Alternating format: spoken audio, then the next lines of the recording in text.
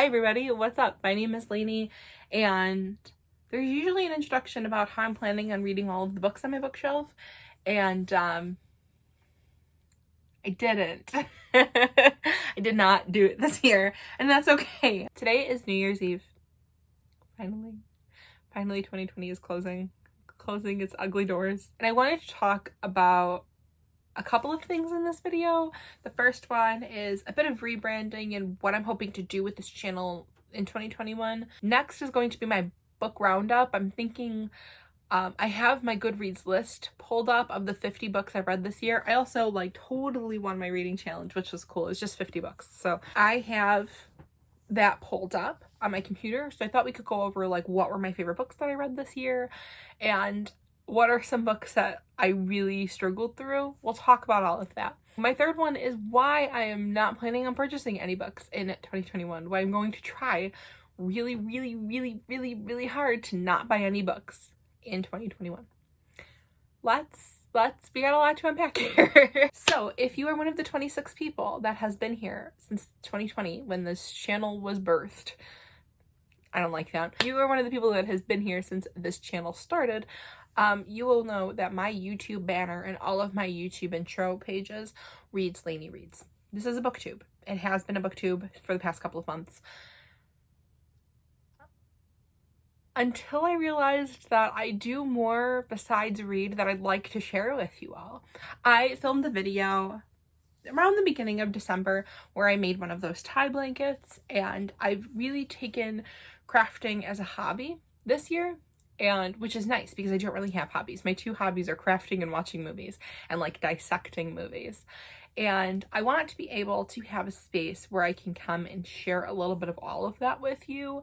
And that is why the new name of my blog and the new name of my channel is Miscellaneous. But I want to be able to share DIYs. I want to be able to talk about films. And I don't want to feel like I have to strictly talk about books to make a video. And it makes me more excited to create content next year because I can kind of open up about things like that I'm doing, or I don't know, share a little bit more of myself that's not just, here are the books that I'm reading. And there are a couple of videos that I have filmed. One of them was setting up my budgeting envelopes for the year. One of them was making a tie blanket.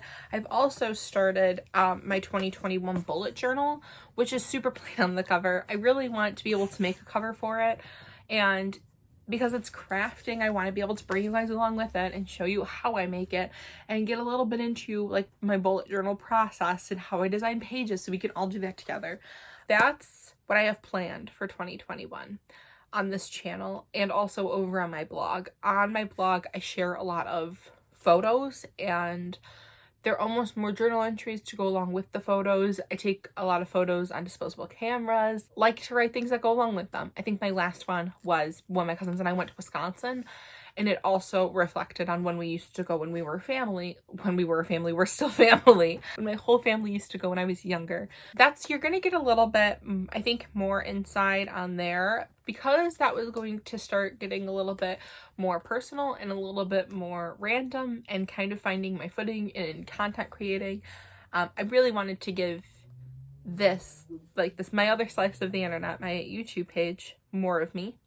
That's not just, I read Misery and I hated it. Yeah, so welcome to the first video. Either the last video is strictly a booktube, or the first video as a new channel or a new video under Miscellaneous. I'm really excited. I feel good. I feel confident. I've been putting a lot of work into my blog and checking out different Lightroom presets to make the photos match everything else, because nothing has ever kind of vibed together.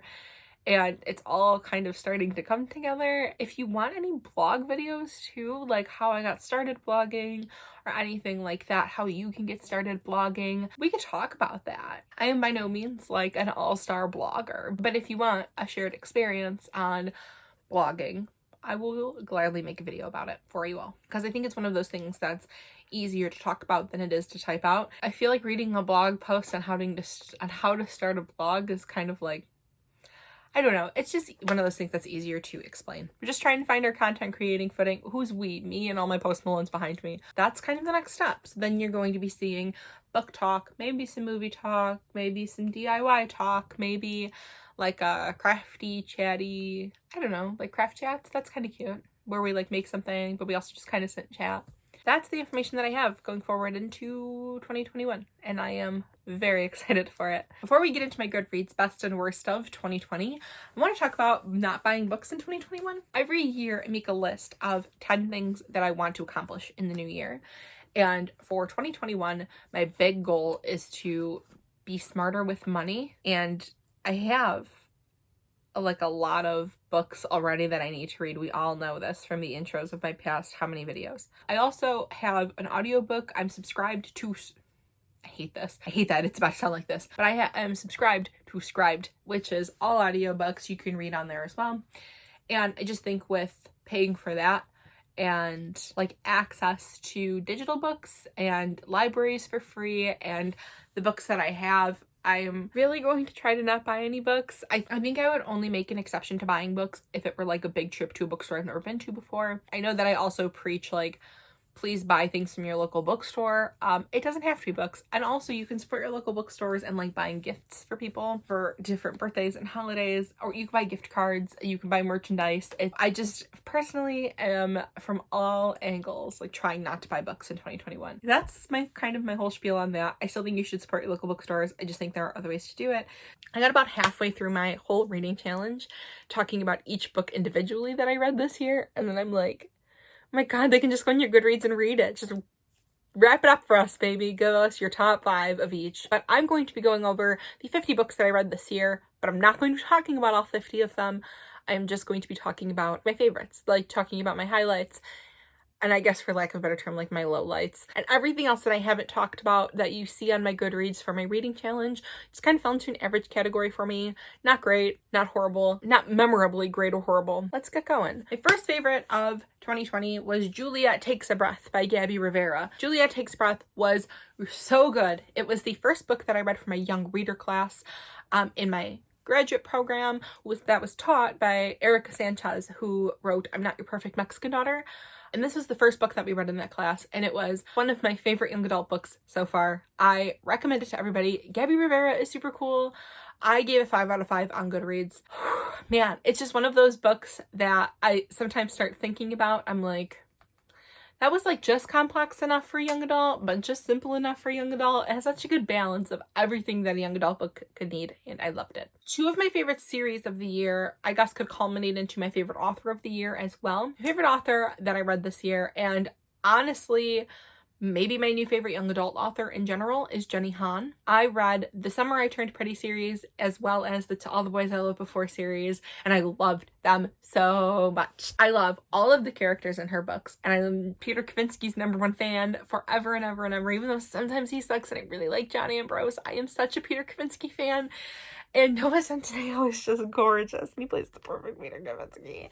These are great. If you're looking for good light reads going into 2021, books that are going to make you feel good and they're going to kind of get you away from all of the chaos of the year for a while, kick it off with Jenny Han. She is just, man, she's immaculate. I love her. My 2 other favorite books that I read this year fall in the same series by the same author are the Brown Sister series, Get a Life Chloe Brown and Take a Hint Danny Brown by Talia Hibbert. These books got me into contemporary romance, which I found is like the genre that I have been looking for since I rode my psychological thriller train a couple of years ago, called it my favorite genre, and then just totally tanked off of it. Contemporary romance is here to fill that hole I have been looking for.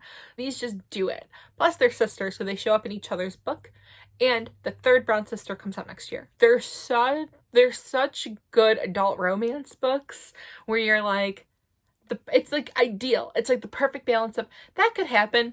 Could that happen? Oh my God, it happened. I'm a huge fan of Talia Hibbert. Please keep writing more books. My next favorite book that I read this year that absolutely did not come out this year, but I read it this year is, oh my God, can we just deal with the lamp down here? Do you guys care? It's still okay lighting. My next favorite book that I read this year was Call Me By Your Name. First of all, movie what an aesthetic. I'm going to be taking their fashion choices and making them my fashion inspiration for next summer. The audiobook is read by Armie Hammer, which makes it even more beautiful because he plays Oliver in the movie, but the book is told from Elio's perspective, which is still really cool that Armie Hammer reads the audiobook. I've also decided that when the day comes for me to be betrothed to a man, I am going to come down the aisle to somebody playing the harp to Mystery of Love by Sufjan Stevens. Is that how you pronounce it? I'm new here. One of my other favorite young adult authors, Jennifer Niven, came out with a new book this year, and her book is called Breathless. I also gave this 5 out of 5 stars on Goodreads. I thought it moved a little bit faster than like her first book, All the Bright Places, but Breathless was just, it was such a good read. She has such a well-rounded, grounded writing of young adults and getting into the minds of teens and really telling stories from their perspective that are so great. It was my most anticipated release of 2020 and it did not disappoint. A little bit earlier, I talked about how I listened to internet poetry to make up for the books that I have not yet read in my reading challenge. I listened to a lot of internet poetry as like hour-long fillers to make sure I could meet my reading challenge number. But I actually did have a favorite of the internet poetry. Is it one of my favorite books this year? No, but is it worth talking about for a minute? I think so. It's Swimming Lessons by Lily Reinhart. I am a huge Riverdale fan. Anything trashy teen television, it does it for me. And Riverdale just like, I think Jughead is so freaking cute. Riverdale is based off of the Archie comics and it follows Archie played by KJ Apa, Betty and Veronica played respectively by Lily Reinhart and Camila Mendez, and Jughead played by Cole Sprouse. In the show, Betty and Jughead are together. Stan name is Bughead. In real life, Lily Reinhart and Cole Sprouse were together. They have since split. I actually listened to it because she reads it. But to listen to her read her own words and relive like all of this heartache that she went through, it was so great. It was one of the few books that I really sat there and like took in the words and took in the emotion of it. This was a good one. Some of them read more like journal entries, some of them just read as like short thoughts, and some of them really do come off poetic. So I think she has a very nice balance in there, and it was really good. Last but not least is my favorite book of all time, which also came out this year. It didn't come out this year, but I read it at the beginning of this year, and I could talk about this book for hours. It is A Little Life by Hanya Yanagihara. Wow. Whew. I had to take several breaks from the book. I did it as an audiobook, and I had to like physically step away from the book a couple of times because I couldn't. Like, it's just not, I couldn't. Would always think I was mentally prepared for it, and I couldn't take it. I really like books that are character driven. I read Normal People by Sally Rooney this year, and I really enjoyed it for the same reason. And A Little Life is truly character based. You're following 4 guys starting in their 20s and ending in their 50s in New York City. It is Malcolm, Willem, JB, and Jude. And then you really kind of attach to Jude and you start following him more than the others. The others still have like, it's all told from third person and the others are still like in the book, but you really stick with Jude most of the book. Did it just break my heart about 5,000 times. This is officially also my new favorite book of all time. This one just really swooped in and took the cake for me. It was so good. It was so touching and sentimental and heartbreaking and wonderful. It was just truly a roller coaster, and I loved every second of it. The prose is beautiful. I'm really looking forward. One of my 2021 books that I want to read is The People in the Trees by Hanya. I have never been so moved by a book. I have seen a lot of people calling this book trauma porn. I have seen a lot of people saying, I liked this book, but I wouldn't recommend it. And that's kind of what I agree with more. A lot happens in the 800 pages of this book. I think that this is not just a book where you can pick it up and decide, yeah, I'm just going to read it.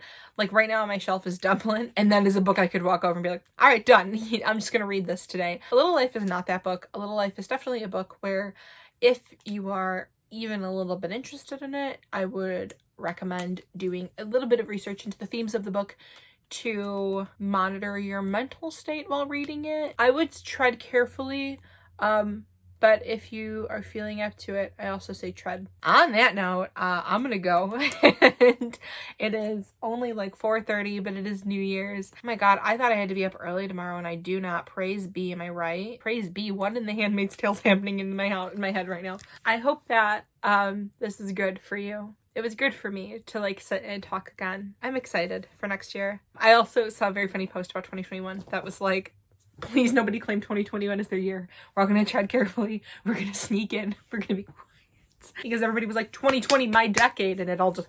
Thanks for the ride, y'all. Thanks to all 26 of you that subscribe to my channel. It means a lot to me because I just like to ramble sometimes and share those things with you.